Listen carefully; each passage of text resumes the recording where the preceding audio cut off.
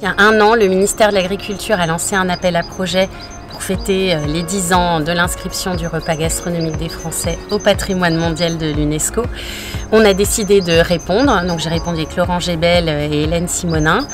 Le ministère a validé notre candidature, un financement de 3 000 € nous est arrivé et on a décidé de faire de ce projet un projet B, d'impliquer des étudiants dans la réalisation de ce projet.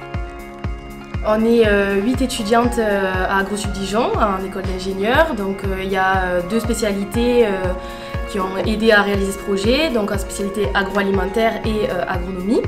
D'abord il y a le Crous de Bourgogne-Franche-Comté, donc ils nous offrent leurs locaux pour cuisiner, pour mettre en place le menu. Donc il y a le chef Montero. Ensuite il y a le chef ménager donc de la ferme de la Ruchotte. C'est une ferme qui est autonome, donc ses propres produits sont de sa propre ferme.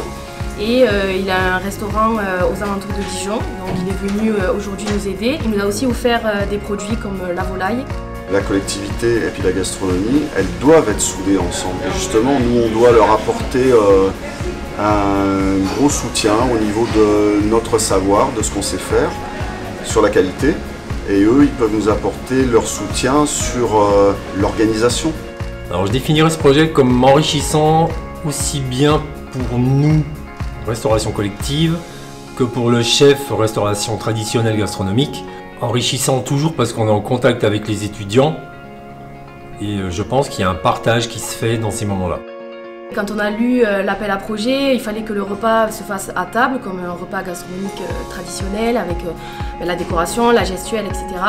Sauf qu'on a dû s'adapter, donc c'est une des compétences qu'on a fortement développées durant ce projet.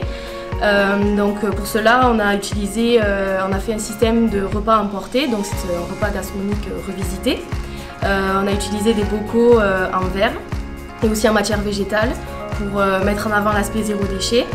Et après, on a aussi tout mis en œuvre pour respecter les restrictions sanitaires. Faire mieux, c'est déjà essayer de travailler des produits frais, c'est déjà essayer de travailler du local avec les producteurs locaux. C'est aussi essayer de leur faire manger du bio, éventuellement 1 fois par semaine, ou peut-être même à 100%. Je veux dire, là, ça se fait, là, il y a des écoles qui le font. Donc nous, là, sur la Bourgogne, on a quand même la cité de la gastronomie, on a quand même les grands vins, donc je pense que c'est quelque chose qu'on peut faire.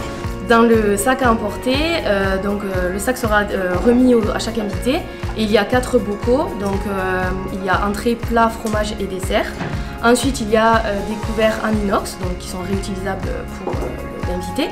Il y a une serviette en tissu et après il y a un menu qui a été imprimé sur du papier ensemencé. Comme ça, on évite le papier, on évite de jeter et le papier ensemencé pourra être récupéré par l'invité et il pourra planter chez lui ce papier dans son propre pot. AgroSup Dijon, dans son projet stratégique, veut se placer comme un leader de l'alimentation durable, de la transition alimentaire et de l'agroécologie aussi. On est dans un terroir, dans un territoire gastronomique, avec la Cité de la Gastronomie. Le projet TIGA, Territoire d'innovation alimentation durable 2020, est à Dijon. Donc ça nous paraissait totalement cohérent aussi avec nos objets de recherche et d'enseignement autour de l'alimentation, de la nutrition, de la santé.